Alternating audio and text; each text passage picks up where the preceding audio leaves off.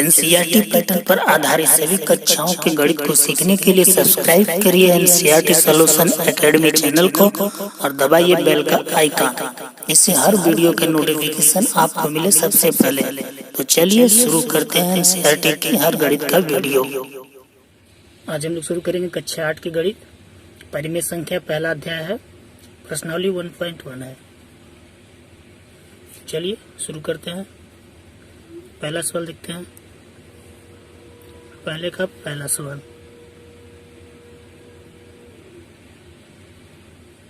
तो पहला सवाल कर रहा है उचित गुणधर्मों के उपयोग से निम्नलिखित के मान ज्ञात कीजिए। तो देखिए पहला का पहला सवाल, इसको दिया हम गुणा प्लस माइनस चिन्ह दिया, तो गुणा वाले को हमें दी एक पद डिवाइड कर लें, ये दूसरा पद हो जाएगा, ये तीसरा पद हो जाएगा। तो इसमें जो संख्याएं कटेंगी उसको काटेंगे, बाकी से इसको हम जोड़ लेंगे।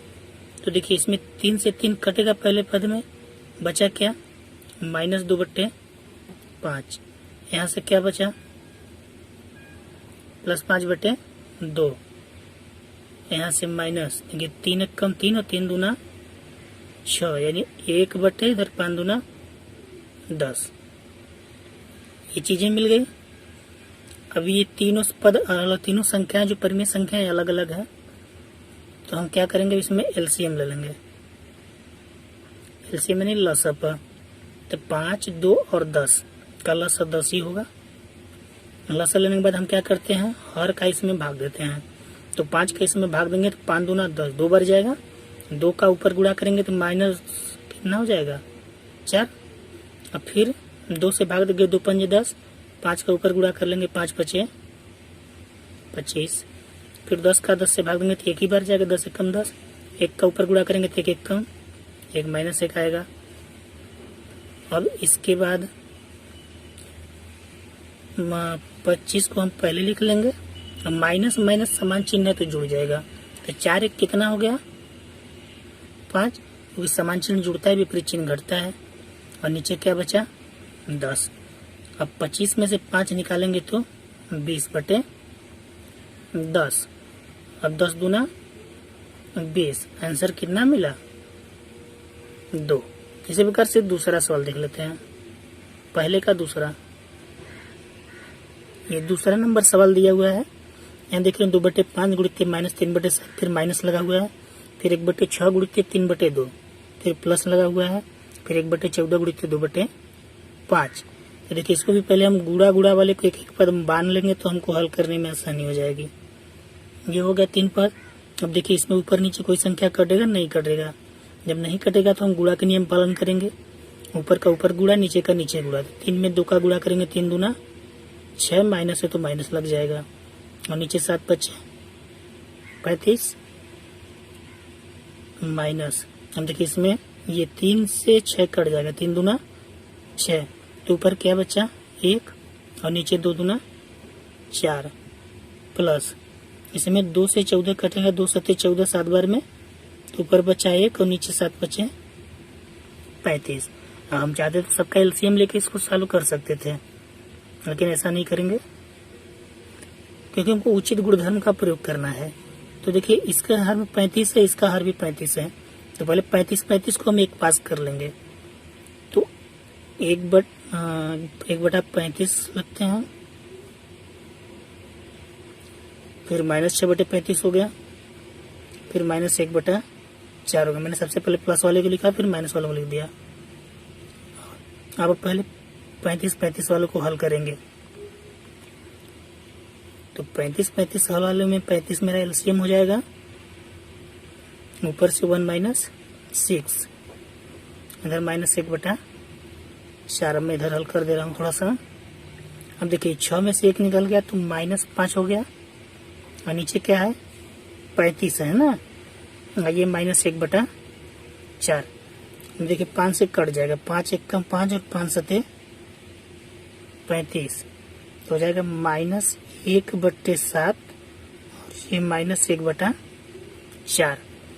अब यहाँ पर लेंगे हम लसअप, तो 7 4 का लसअप लेंगे तो 7 चौक के 28, और 7 का इसमें भाग देंगे तो 7 चौक के 28, 4 बार गया। 4 का ऊपर गुणा करेंगे तो -4, अब फिर 4 का भाग देंगे, 4 7 28, 7 बार जाएगा। 7 का ऊपर गुणा करेंगे तो 7 एक कम 7 बराबर। अब 7 समान चिन्ह है, अभी माइनस ये भी माइनस है तो जुड़ेगा, तो 7 कितना हो गया 11/28।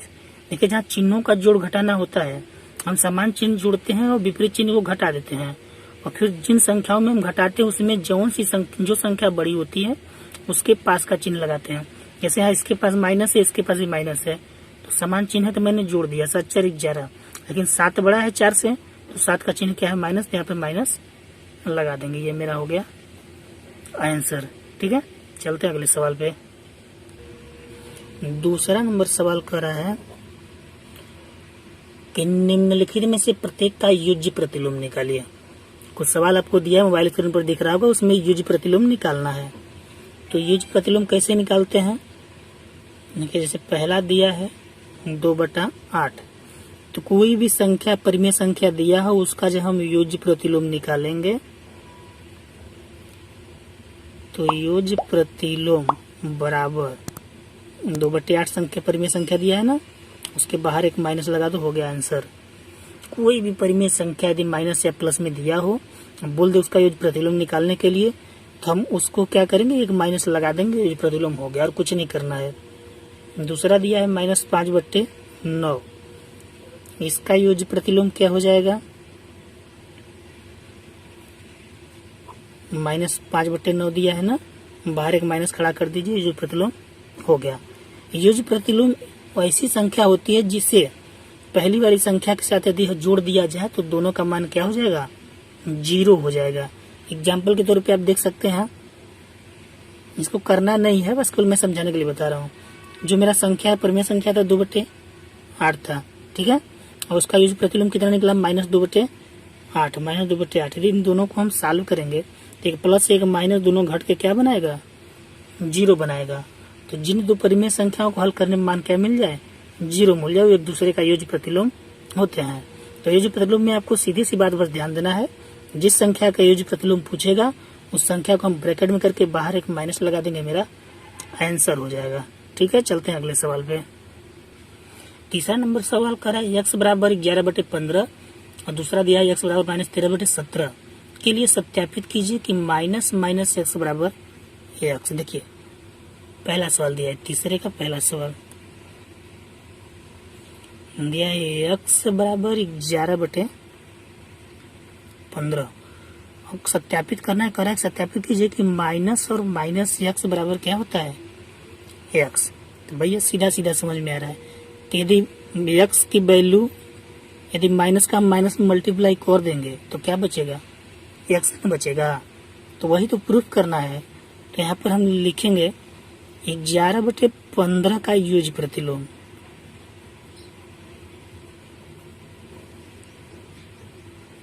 (11/15) का युज्य प्रतिलोम क्या होता है -x, यानी जो x का वैल्यू माइनस में कर देंगे क्या हो जाएगा युज्य प्रतिलोम हो जाएगा। यही मैंने बताया।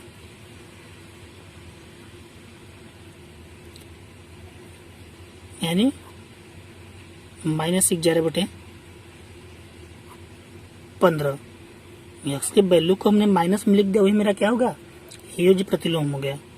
अथवा अब इस -x के मान को यदि हम इस प्रकार से लिख दें, माइनस ब्रैकेट में -11/15, तो बराबर क्या मिलेगा हमको, माइनस माइनस प्लस बनाएगा तो 11/15 ही मिलेगा।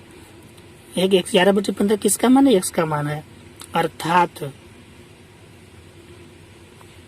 अर्थात यदि माइनस ब्रैकेट में -x का हम वैल्यू कैलकुलेशन करेंगे तो हमको क्या मिलेगा x मिलेगा। यही हमको सिद्ध करना था।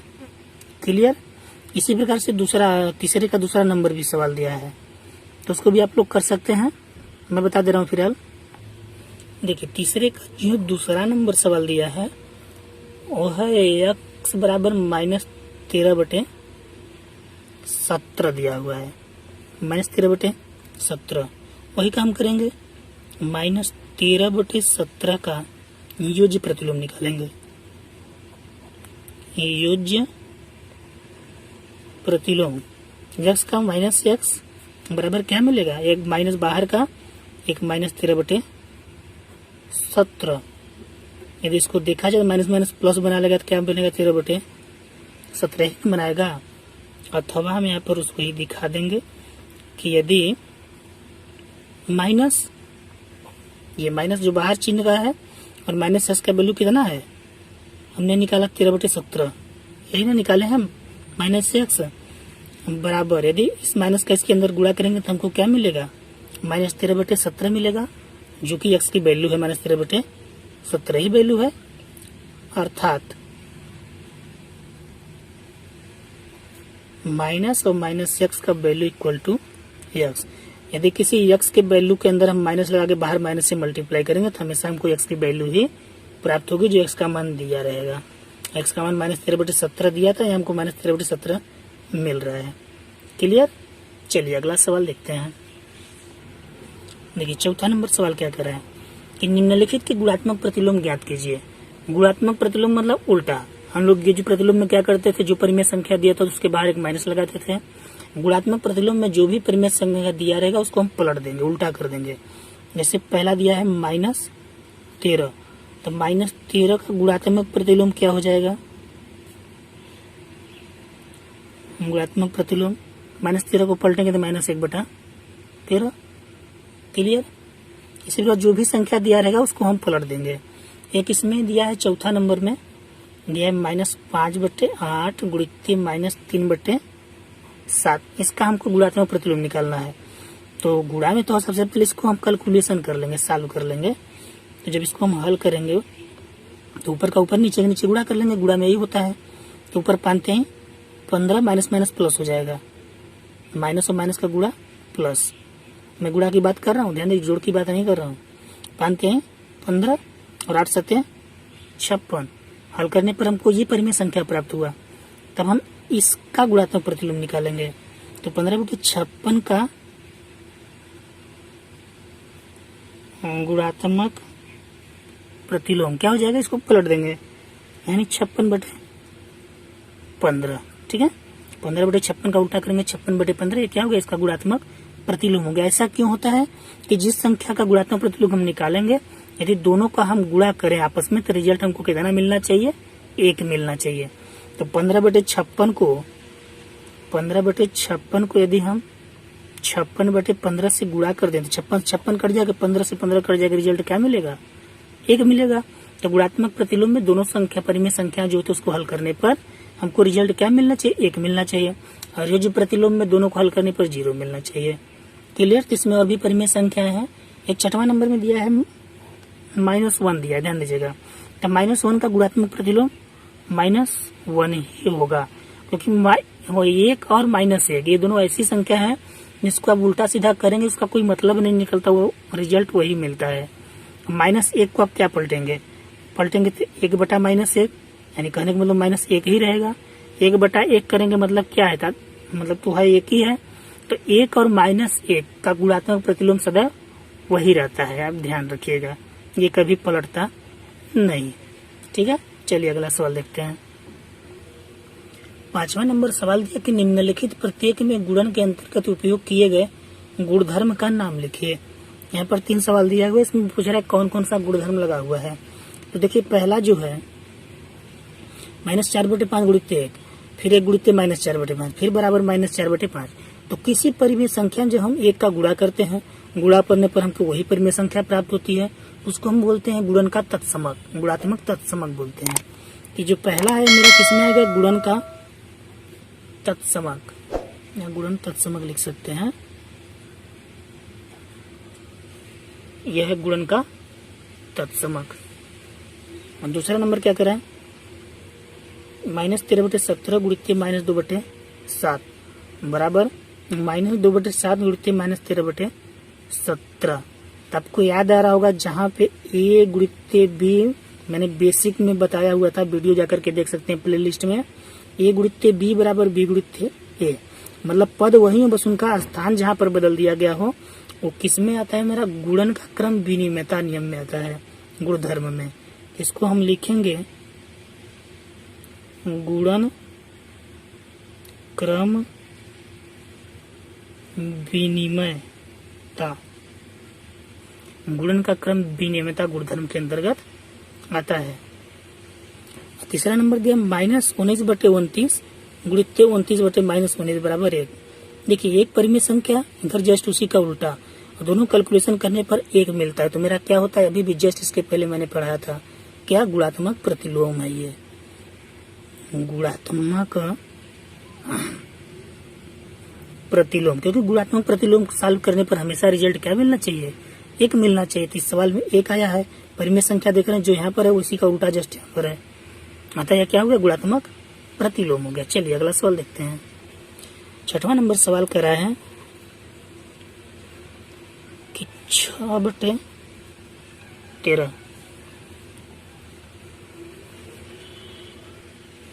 कह 6/13 को -7/13 के व्युत्क्रम से गुणा कीजिए। देखिए 6/13 संख्या दिया है और कह -7/13 के व्युत्क्रम से गुणा करना है। तो -7/13 का व्युत्क्रम क्या हो जाएगा, व्युत्क्रम मतलब होता है उल्टा, तो उल्टा करेंगे 13/-7 यही होगा। अब हमको गुणा किस में करना है, अब 6/13 का गुणा करना है -7/13 का व्युत्क्रम यानी 13/-7 से। देखिए 13 से 13 ऊपर नीचे कट जाएगा, बचेगा क्या, -6/7। ये माइनस नीचे है तो माइनस हमेशा हम ऊपर दिखाते हैं, इसलिए हमने लिख दिया -6/7। इसको नीचे भी लिखेंगे तो कोई दिक्कत नहीं होगा, अगर गुणन के नियम में हमेशा माइनस ऊपर ही लगता है, चाहे माइनस नीचे हो या ऊपर, हमेशा ऊपर ही दिखाते हैं। ये हो गया मेरा गुणा। चलिए अगला सवाल देखते हैं। 7वां नंबर सवाल करा, बताइए कौन से गुणधर्म की सहायता से आप 1/3 गुणित 6 गुणित 4/3 को 1/3 गुणित 6/4 के रूप में विकलन कर सकते हैं।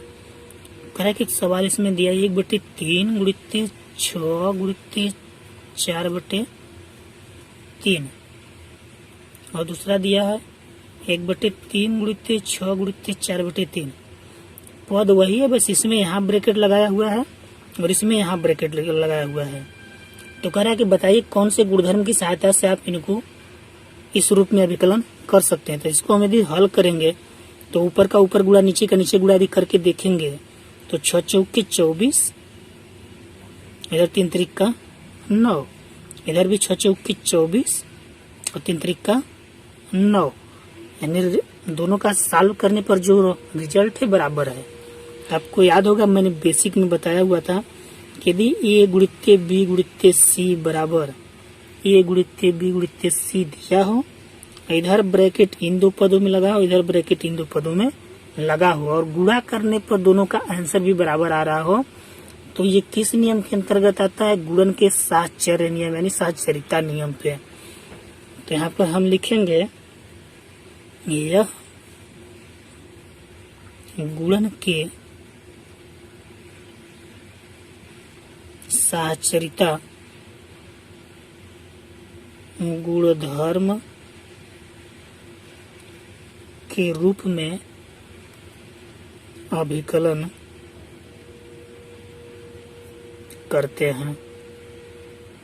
ठीक है, जहां पर 3 संख्याएं दिख जाए बस उनमें केवल ब्रैकेट का परिवर्तन हो, जिसमें लास्ट में 2 पदों में ब्रैकेट लगा हो, जिसमें पहले 2 पदों में ब्रैकेट लगा हो, तो मेरा आता है गुणन के साहचर्यता गुणधर्म के अंतर्गत।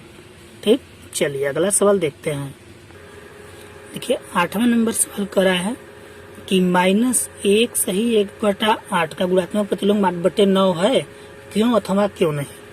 तो -1 से 1/8 को हम क्या लिख सकते हैं, ये मिश्रित भिन्न है, इसको हम साधारण भिन्न में जब बदलेंगे तो 8 1 का 8 और 8 1 9, इसका इसमें गुणा करके ऊपर वाला जोड़ते हैं, यही नियम है। तो 8 में 1 का गुणा करेंगे 8, ऊपर वाला जोड़ेंगे तो 9, -9/8 और -9/8 का जो हम गुणात्मक प्रतिलोम निकालेंगे, गुणात्मक प्रतिलोम तो उल्टा कर देंगे 8/-9 यही होगा।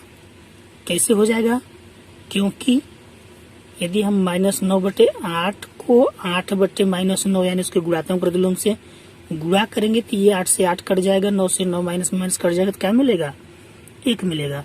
तो जो जिस संख्या से हमको 1 मिलेगा वही उसका गुणात्मक प्रतिलोम होगा। अतः -1 सही 1/8 का गुणात्मक प्रतिलोम सवाल में पूछा है 8/9 है कि नहीं है, तो हम लोग क्या लिखेंगे, नहीं होगा, क्योंकि -1 से 1/8 का जो गुणात्मक प्रतिलोम में क्या होगा, 8/-9 होगा, न कि 8/9। तो मैंने लिख दिया नहीं होगा। ठीक, अगला सवाल 9वां नंबर सवाल भी 8वें की तरह ही है। इसमें दिया है 3 से 1/3। 3 से 1/3 का गुणात्मक प्रतिलोम 0.3 है, क्यों अथवा क्यों नहीं। तो इसको भी यदि हम साधारण भिन्न में पढ़ लेंगे तो 3 3 का 9 और 9 1 10, 10/3, 10/3 का गुणात्मक प्रतिलोम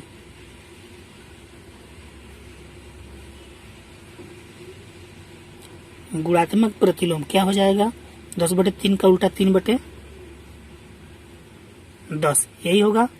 अब देखिए 3/10 तो आ गया। अब यदि 10 का हम 3 में भाग दें तो एक 0 हटाना तो एक संख्या दशमलव लगेगा, यानी 0.3। यहाँ एक पूर्णांश के लिए 0.3 आया। क्वेश्चन भी एक पूछा है कि 3 से 1/3 का गुणात्मक प्रतिलोम 0.3 है कि नहीं है, तो हम तो देख रहे हैं 0.3 आ रहा है। अतः हम यहाँ पर लिखेंगे 3 सही 1/3 का गुणात्मक प्रतिलोम 3/10 यानी 0.3, भाग देने पर 0.3 ही आएगा, 0.3 होगा। भाग देना तो आपको आता होगा, डायरेक्टली भिन्न का नियम है कि नीचे जितना 0 रहेगा उसको हम हटाएंगे, ऊपर उतनी संख्या पे दशमलव लग जाएगा। जैसे नीचे 1 0 था तो ऊपर एक संख्या हमने 3 पे क्या लगा दिया, दशमलव, उसके बाद जो 0 लगता है पूर्णांश के रूप में लग जाता है। और जिसको नहीं समझ में तो डायरेक्टली भाग दे सकता है। यहाँ 10 को हम 3 में भाग देंगे तो भाग तो नहीं जाएगा, यहाँ 3 है तो यहाँ 0 बढ़ा के हम दशमलव लगा लेते हैं, तो यहाँ एक 0 बढ़ जाते हैं, फिर 10 3 30, 0.3। क्लियर। चलिए अगला सवाल देखते हैं। 9वां नंबर जो सवाल दिया है, कुछ कथन दिया हुआ है, उसके बारे में हमको लिखना है। कह रहा है लिखिए क्या, देखिए पहला चीज बता रहा है, कह रहा है ऐसी परिमेय संख्या जिसका कोई व्युत्क्रम नहीं होता। हम बता सकते हैं कौन सी ऐसी परिमेय संख्या जिसको हम उल्टा कर ही नहीं सकते, वो कौन है, वो संख्या है 0। 0 का कोई व्युत्क्रम नहीं होता है। ठीक। दूसरा नंबर कह रहा है कि परिमेय संख्या जो अपने व्युत्क्रम के समान है, मतलब ऐसी कौन सी परिमेय संख्या जिसको यदि हम उल्टा करें तो समान होगा, वो संख्या है 1 और -1। मैंने बताया था गुणात्मक प्रतिलोम में कि 1 और -1 ऐसा संख्या है जिसका उल्टा सीधा करने पर उसका मान वही होता है, व्युत्क्रम के समान ही होता है, जैसा उल्टा करेंगे 1 का 1 ही रहेगा। तीसरा नंबर क्वेश्चन कर रहा है परिमेय संख्या जो अपने ऋणात्मक के समान है, मतलब ऐसी कौन सी परिमेय संख्या इसमें माइनस लगाने पर भी वो अपने समान ही रहता है, तो वो है 0, क्योंकि 0 में माइनस प्लस कोई प्रभाव नहीं करता। -0 + 0 लिखेंगे तो उसके बराबर ही रहेगा, क्योंकि -0 का मतलब भी 0 होता है और +0 का मतलब भी 0 होता है। तो कह रहे परिमेय संख्या जो अपने ऋणात्मक के समान है, कौन सी परिमेय संख्या, तो परिमेय संख्या 0 है। ठीक। चलिए 10 नंबर सवाल देख लेते हैं। 10वां नंबर सवाल में रिक्त स्थानों की पूर्ति करना है। कुछ आप कथन दिए गए हैं, बीच में उसको भरना है। तो पहला नंबर देखिए क्या कह रहा है, कह रहा है शून्य का व्युत्क्रम। अब शून्य का व्युत्क्रम क्या होगा, शून्य ही होगा, क्योंकि उसका कोई व्युत्क्रम होना ही नहीं है। तो हम पहले वाले ऑप्शन में क्या भरेंगे, शून्य भरेंगे, क्योंकि शून्य का व्युत्क्रम शून्य होता है। दूसरा कह रहा है संख्या है, उसके बाद स्पेस है तथा फिर स्पेस स्वयं के व्युत्क्रम है, मतलब ऐसी कौन संख्या जिसका व्युत्क्रम समान होता है, उसी के जैसा होता है। तो मैंने अभी बताया था 1 तो 1 और दूसरे में क्या भरेंगे, -1। पहले में 1 भरेंगे, दूसरे में -1 भरेंगे। तीसरा नंबर करा है कि -5 का व्युत्क्रम, तो -5 का व्युत्क्रम क्या हो जाएगा, -1/5, जस्ट उल्टा। चौथा नंबर करा 1/x का व्युत्क्रम।